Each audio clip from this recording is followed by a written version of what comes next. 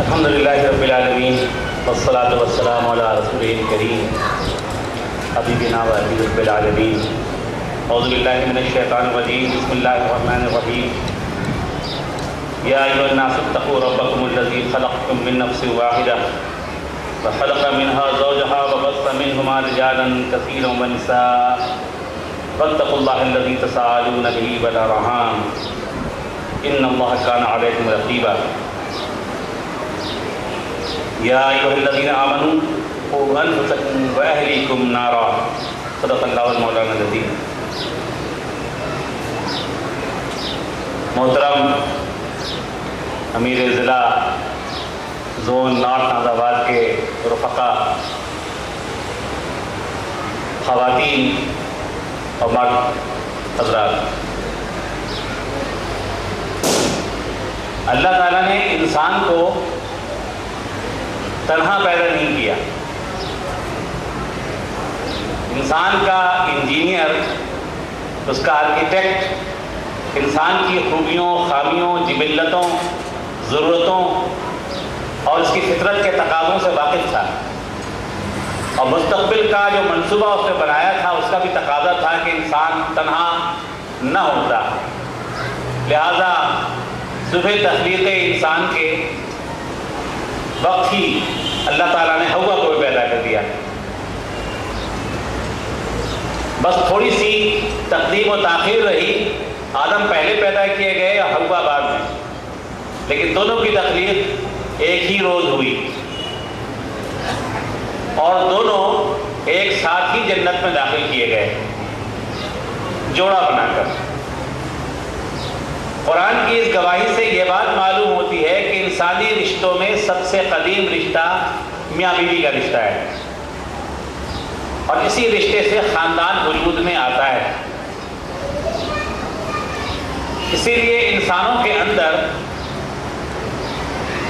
اپنے والدین کی محبت اس قدر نہیں ہے جس قدر محبت اس جوڑے کے بعد پیدا ہونے والے انسانوں سے ہوتی ہے۔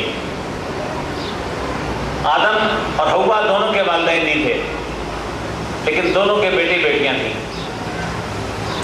اور انسان خوب جانتا ہے کہ ماں باپ کی محبت اور اولاد کی محبت میں سے کون سی محبت اسے زیادہ برقرار کرتی ہے۔ یقیناً وہ اولاد کی محبت ہوتی ہے۔ یہ جو انسانی رشتے ہیں، ان میں سے ماں باپ کا رشتہ اور اولاد کا رشتہ تو نسبی ہے، خونی ہے، جس میں انسان کی کسی چوائس کا، کسی اختیار کا دخل نہیں ہے۔ لیکن میاں بیوی کا رشتہ، اس میں اب چوائس ہے۔ ابتدا میں تو نہیں تھی، آدم کے لیے حوا کے سوا کوئی نہیں، اور حوا کے لیے آدم کے سوا کوئی نہیں تھا، اور اس کے بعد بھی روایتوں سے معلوم یہی ہوتا ہے کہ طے شدہ ہوتے تھے کہ کس لڑکے کی شادی کس لڑکی سے ہوگی، یہ طے شدہ ہوا کرتا تھا۔ لیکن جب انسان بہت بڑی تعداد میں زمین پر بس گئے تو پھر اس کے اختیار میں ہوا کہ وہ اپنا خاندان کس سے بناتا ہے۔ اسی لیے نبی کریم صلی اللہ علیہ وسلم نے فرمایا کہ خاندان بنانے یا رشتہ کرنے کے مختلف پیمانے ہیں، رنگ ہے، خاندان ہے، مالدار ہونا ہے، اور دین ہے۔ پھر فرمایا کہ تم دین کو فوقیت دو۔ اس کا یہ مطلب نہیں ہے ہرگز کہ خاندان کو نہ دیکھا جائے، لیکن فوقیت دین کو دینا ہے۔ صرف خاندان کی بنیاد پر یا دولت کی بنیاد پر یا رنگ و روپ کی بنیاد پر رشتے نہیں ہوا کریں گے۔ تو یہ جو خاندان ہم بناتے ہیں، یہ خاندان ابتدائی آفرینش آدم سے ہے اور قیامت تک قائم رہے گا۔ انسانوں نے مذہب بدلے، ان کے اوپر مختلف نظام مسلط ہوئے، ان کی معاشرت تبدیل ہوئی، تہذیبیں تبدیل ہوئیں، رنگ بدل گئے۔ لاکھوں سال میں کوئی کالا ہو گیا، انتہائی کالا، کوئی گورا ہو گیا، انتہائی گورا، کوئی پیلا ہو گیا، انتہائی پیلا، اور ہم جیسے براؤن رہ گئے کچھ لوگ۔ لیکن انسانوں میں خاندان کا ادارہ ہمیشہ قائم رہا، اور یہ بات میں پوری ذمہ داری سے کہتا ہوں کہ جس مغرب کے متعلق ہم سمجھتے ہیں کہ خاندان وہاں ختم ہو گیا ہے، وہاں بھی ختم نہیں ہوا ہے۔ اس کے بند جوڑ ڈھیلے کر دیے گئے ہیں اور ڈھیلے ہو رہے ہیں، خرابیاں پیدا ہو گئی ہیں، لیکن خاندان کا ادارہ ان کے یہاں بھی قائم ہے۔ اگر مغرب میں خاندان کا ادارہ قدرے تباہ ہے تو غریب غربا میں، خوشحال لوگوں میں، مڈل کلاس میں اور اندرونی علاقوں میں، بڑے شہروں کے علاوہ ان کے یہاں خاندان کم و بیش ویسے ہی ہیں جیسے ہمارے یہاں کے خاندان ہیں۔ فرق صرف یہ ہوتا ہے کہ جوائنٹ فیملی سسٹم ان کے یہاں تقریباً ختم ہو گیا ہے۔ وہ جوائنٹ فیملی سسٹم تو آپ کے شہروں میں بھی ختم ہو گیا ہے، لیکن جسے خاندان کہتے ہیں کہ اولاد ماں باپ سے تعلق رکھے، ماں باپ اولاد سے تعلق رکھیں، بھائی بہن کا رشتہ قائم ہو، میاں بیوی ہوں، یہ ان کے یہاں سلسلہ ابھی تک قائم ہے، باوجود اس کے کہ ابلیسی کوششیں جاری ہیں کہ اس خاندان کے ادارے کو تباہ کر دیا جائے۔ اس تمام کوششوں کے باوجود بلکہ ایک اور بات میں عرض کروں کہ سوویت یونین میں ایک نیا انسان تخلیق کرنے کا تصور دیا گیا، سوویت مین کہا گیا اسے، سوویت مین، ایک ایسا انسان کہ سوویت نظام کے تحت پلے گا تو اس کے خیالات اور اس کی قدریں اور اس کی پسند و ناپسند اور اس کے طبعی رجحانات یہ سب مختلف ہوں گی۔ کارل مارکس کے تصور میں انسان کی سوچ اور اس کے جذبات و احساسات بھی تابع ہیں معاشی عوامل کے۔ معاشی عوامل تبدیل کر دیے جائیں تو انسان کی خواہشات اور جبلت کو بھی تبدیل کیا جا سکتا ہے۔ تجربے نے اسے غلط ثابت کیا۔ سوویت یونین میں خاندان قائم تھے اور اب تو سوویت یونین ہی موجود نہیں ہے، خاندان لیکن قائم ہے۔ اس خاندان کے بعد پھر مختلف اور صورتیں بنی، قبیلے بنے، برادریاں بنی، شہروں میں چند برادریاں اور قبیلے اس طرح مستحکم نہیں ہیں، لیکن معاشرہ وجود میں آیا، انسانوں کا معاشرہ۔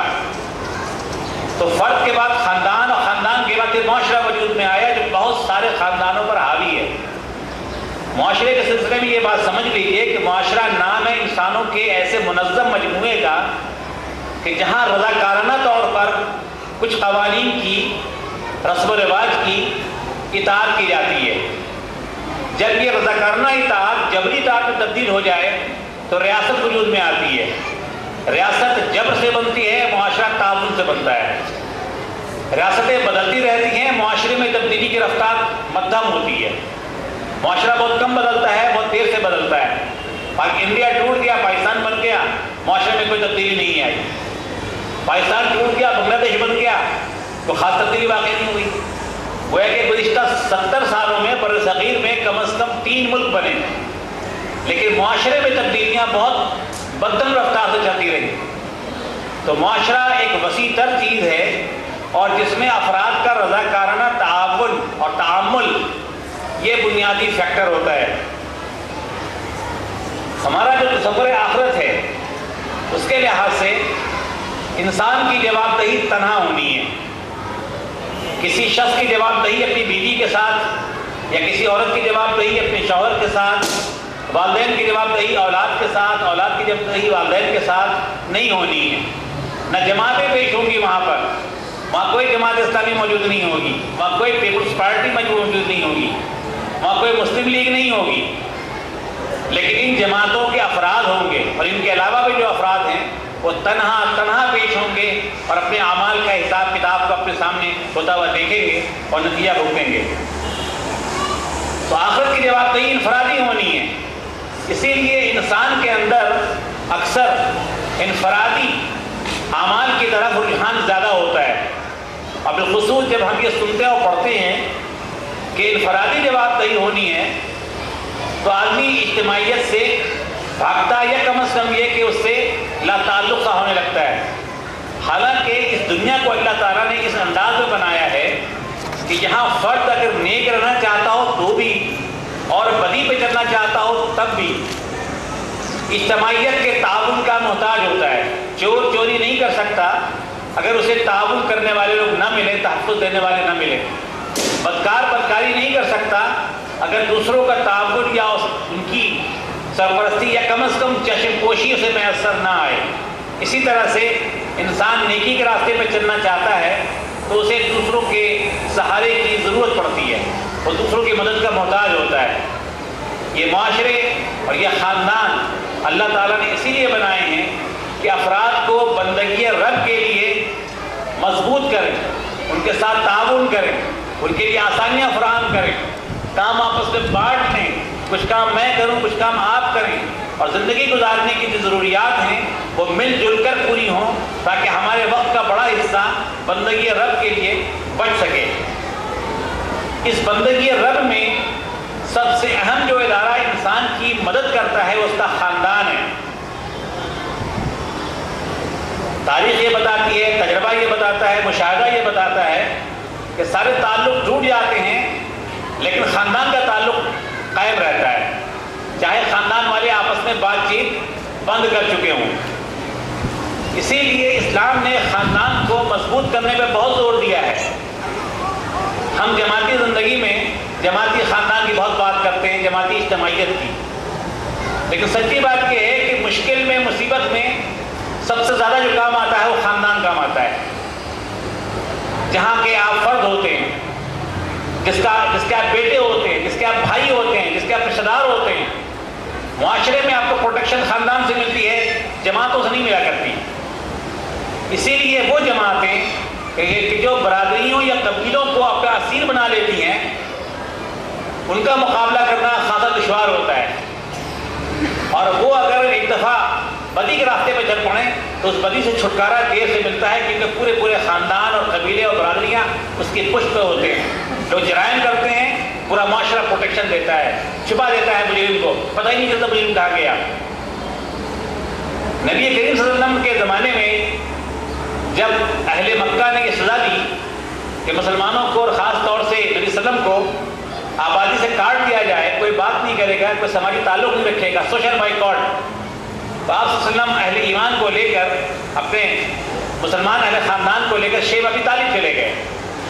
لیکن آپ کو یہ بات معلوم ہونی چاہیے کہ شیب ابی طالب میں صرف مسلمان نہیں گئے تھے، بلکہ سارے بنو ہاشم گئے تھے، سوائے ابو لہب کے خاندان کے۔